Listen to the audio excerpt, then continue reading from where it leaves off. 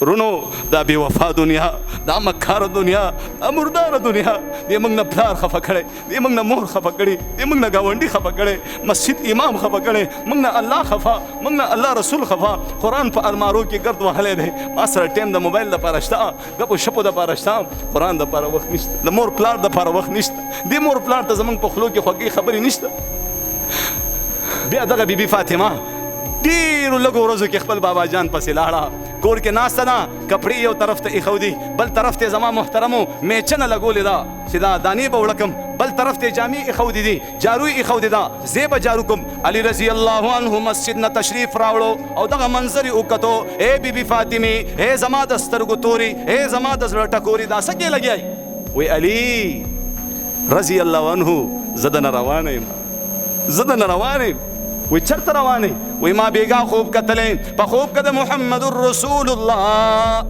صلی الله علیه وسلم زیارت مې وکړو الله رسول راته وی اے لور جانې اے بیبي فاطمه وایا د علي په کور کې دې څه خوړلې دي ما ورته ویلي اے بابا جانا پښمني ته راپاڅېدلي وم او څه کجورې وي او اوبو سره مې روژه نیولې ده الله رسول راته وی لور جانې بیبي فاطمې خفه کېږه مه روژه ماتې به دې د محمد رسول الله سره وي روژه ماتې به دي د محمد خبرې ته توجه شته اشاره کم طرف ته ورکوي روژه ماتې به دي د محمد رسول الله سره علي رضی الله عنه زار او قطار سره جاړي زارو دا بیبي فاطمه چې د کم وخت نه د علي رضی الله عنه کور ته راواده شوې وه توجه شته زنانو په کورونو کې واورئ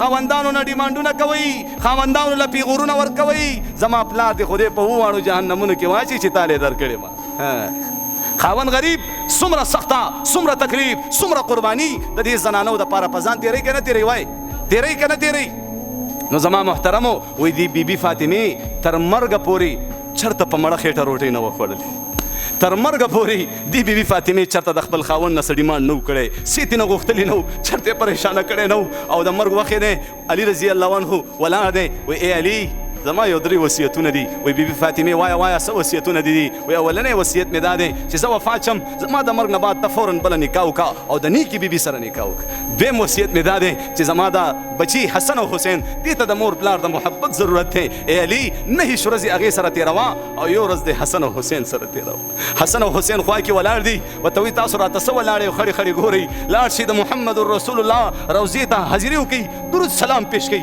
څه راته ولاړئ دلته حسن او حسین ماشومان زما محترمو هغه لاړه الله رسول روضې ته ولاړ دي او درود سلام پیش کوي الله رسول روضې نه ولا آواز راځي ای زمان وسو لاړ شي د مور زیارت مو کوي دا مور دنه روانه ده قیامت تر ورځې پورې به دا مور بیا ونه ګوري لاړ شي د مور د چهرې زیارت مو کوي زما محترمو دلته بیبي فاطمه اخري وصیت دی او علي رضی الله عنه د کنټرول نه ووتو روانېدو شا طرف نه صادر ته ولا لاس کو ورته وایي ای علي چې زما د رخصتۍ ټیم را نږدې شو رانه روان شوي دا یو وصیت دی دا خو مې ومنه یو څیز درنه غواړم هغه د زما محترمو اوښکو نه ډکې سترګې راواړولې ای بیبي فاطمې تا خو ما نه په ژوند کې څه نه وغوښتي اوس څه غواړې وایي ای علي زه ستا بیبي ومه زه ستا څه ومه زه ستا ښځه ومه زه ستا ښځه ومه ته زما خاوند وي خاوند له الله یو مقام ورکړی وایي خاوند ونه بخلي الله دې نه بخي ای علي درخواست کوم ما معاف کا معافي درنه غواړم څه کمې کوتاهۍ ستا په خدمت کې شوي څه بې ادبي شوي ما معاف کا سبا د قیامت په ورځ د محمد رسول الله مخې ته را روان یم ای علي هغه ځای نه ته آواز وکړي چې یا رسول الله ستا دې لور زه په دنیا کې ډېر خفه کړی وم زما به د خپل بابا جان د وړاندې سترګې ټیټې شي ای علي درخواست کوم ما معاف کا زما محترمو دا خبرې وکړه انا لله و انا الیه راجعون د بیبي فاطمې د بدن نه روح پروان شو چې کله بیبي فاطمې خاورو کې کېښوسته خاورې پرې راواړولې علي رضی الله عنه راغی او زما محترمو قبر سره ناست دی واوره او په سلګو سلګو جاړي په سلګو سلګو وایي ما اوس د دنیا حقیقت وپېژند ما اوس د دنیا حقیقت وپېژندو ما نه بیبي فاطمه جدا ما نه بیبي فاطمه جدا رونو دا بے وفا دنیا دا مکار دنیا دا مردار دنیا دې موږ نه پلار خفه کړی دې موږ نه مور خفه کړي دې موږ نه ګاونډي خفه کړی مسجد امام خفه کړی موږ نه الله خفه موږ نه الله رسول خفه قرآن په المارو کې ګرد وهلی دی ما سره ټیم د موبایل دپاره شته ګپو شپو دپاره شته قرآن دپاره وخت نشته د مور پلار دپاره وخت نشته دې مور پلار ته زموږ په خولو کې خوږې خبرې نشته نو درخواست کوم چې انشاءالله العزیز د مرګ دپاره به تیارې کوو انشاءالله تیارې به کوو که نه انشاءالله